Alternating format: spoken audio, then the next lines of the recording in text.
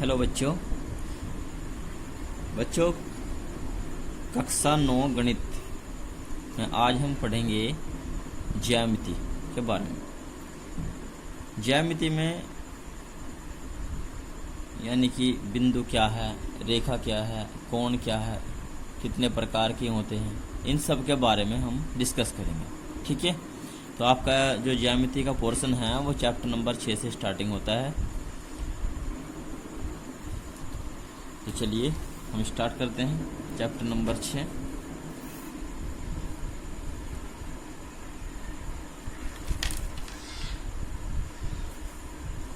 रेखाएं व कोण। रेखाएं व कोण। कुछ बातें हैं जो आपको विशेष तौर से ध्यान रखनी है इसमें। सबसे पहले है बिंदु। बिंदु होता क्या है? बिंदु होता है सूक्ष्मतम चिन्ह। सूक्ष्मतम चिन्ह यानी कि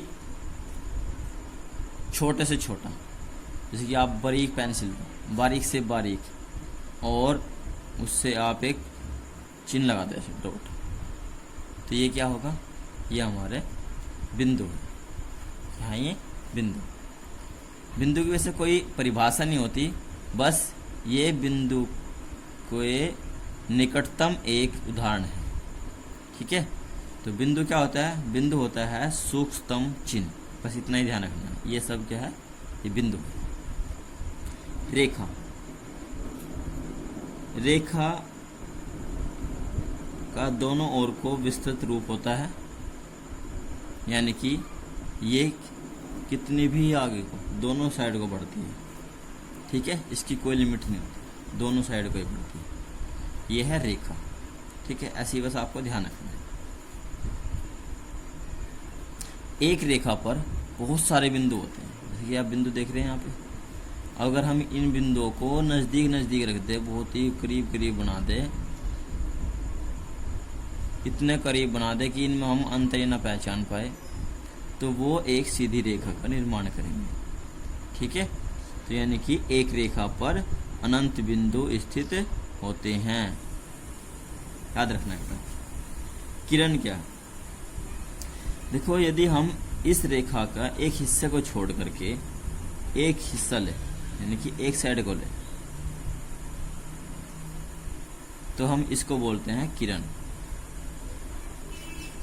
ठीक है, रेखाखंड। यदि हम अब इस रेखा के इस अगर भाग को छोड़ दे, इसके कोई भी 2 पॉइंट तक के बीच की दूरी ले। सपोज करो ये पॉइंट है इसका, यानी कि इसका बिंदु है ए, यहाँ पे कोई इसका बिंदु है रेखा का बी, और हम ए बी के बीच की डिस्टेंस ले, दूरी ले, तो ये जो दूरी होगी ये होगी ए बी, और इसको हम कहेंगे रेखाखंड, यानी कि रेखा का एक हिस्सा। रेखाखंड क्या कहते हैं इसको? रेखाखंड। ठीक है, समतल। जैसे कि आप ये कॉपी का पेज देख रहे हो, ये समतल है। श्यामपट्ट समतल है। ठीक है, फर्श समतल है। तो समतल की वैसे कोई डेफिनेशन नहीं होती, बस इसको जो है एक हम उदाहरण देकर ही समझा सकते हैं कि उसके निकटतम, समतल के निकटतम का उदाहरण जो होता है वो एक श्यामपट्ट हो सकता है, एक कॉपी का पेज हो सकता है, ठीक है, और फर्श हो सकता है। तो ये क्या है? एक समतल है, और समतल में अनंत बिंदु स्थित होते हैं। ठीक है, ये विस्तृत रूप से फैला होता है। उदाहरण के तौर पर जैसे श्यामपट्ट, फर्श, ठीक है, पेज, कॉपी का पेज, ये सब समतल के निकटतम उदाहरण हैं। ठीक है बच्चों, आगे पढ़ेंगे कोण। अब कोण क्या होता है? ये जो आप किरण देख रहे हो यहाँ से, यदि हम इसी बिंदु से एक किरण और निकाल दे इस तरह से, ये कोई बिंदु है और इससे दो किरणें होकर जाती हैं, यानी कि इन दोनों किरणों का एक ही प्रारंभिक बिंदु है, या दो किरणें जिस बिंदु पर जाकर मिलती है वहाँ पे जो इन किरणों का झुकाव होता है, या फिर यहाँ पे जहाँ से किरणें निकल के चली है, ठीक है, प्रारंभिक बिंदु जो है, तो जो इन दोनों किरणों का झुकाव है उसको हम कहते हैं कोण। ठीक है, ये कोण है, ये भी एक कोण है। आगे हम पढ़ेंगे कोणों के प्रकार, यानी कि कोण कितने प्रकार के होते हैं। नंबर 1, देखो आपने चंदा देखा होगा, हाँ देखिए ये चंदा दिखाई दे रहा है आपको। इसमें यहाँ से देखो 0 और यहाँ लिखा है 180। 0 से यानी कि अब आप यहाँ से तक घूमोगे तो 180 तक के कोण हैं, 0 से 180 तक के। और यदि हम इस चंदे को एक बार और पलट करके इस लाइन से, जो ये लाइन खींची हुई है यहाँ पे, इस लाइन से नीचे और लगा दे तो 180 और 180 कितना हो जाएगा, ये हो जाएगा 360। तो 360 में कंप्लीट कोण बन जाएगा। तो यहाँ से तो बाटे 10, 20, 30, 40, 50, 60, 70, 80, 90, फिर 100, 110, 120, 30, 40, 50, 60, 70, 80। तो ये है मान लो 10 अंश, 20 अंश, 30 अंश, 40 अंश, 50 अंश, 60 अंश, 70 अंश, 80 अंश और 90 अंश। 90 अंश में ठीक सीधा हो जाएगा ये, ठीक है, बिल्कुल सीधा स्ट्रेट ऐसे। फिर 100, 110, 120, 130, 140, 150, 160, 170 और 180। तो कोणों को कितने प्रकार से विभाजित किया जाता है। और 180 हो गया, 190, 190, 200, 210, 220, ये सब हो जाएंगे 360 तक बैठेंगे। कितने तक बैठेंगे, 360 तक। और यहीं पर 0 अंश, 0 अंश भी यहीं होगा, यानी कि यहाँ से पूरा कंप्लीट जो होगा वो 360 अंश का होगा। अब इन कोणों को हम कैसे पहचान करेंगे, कौन सा कोण कितने अंश का है, उसका क्या नाम हम देंगे, किस नाम से उसे जो है हम पुकारेंगे, ठीक है, और कैसे की पहचान करेंगे। तो कोणों के प्रकार, सबसे पहले होता है न्यून कोण। न्यून कोण जो होते हैं 0 अंश से बड़े और 90 अंश से छोटे। चित्र की सहायता समझोगे तो बहुत अच्छे समझ पाओगे। 0 से अंश से तो बड़े और 90 अंश से छोटे, वे सब होंगे न्यून कोण।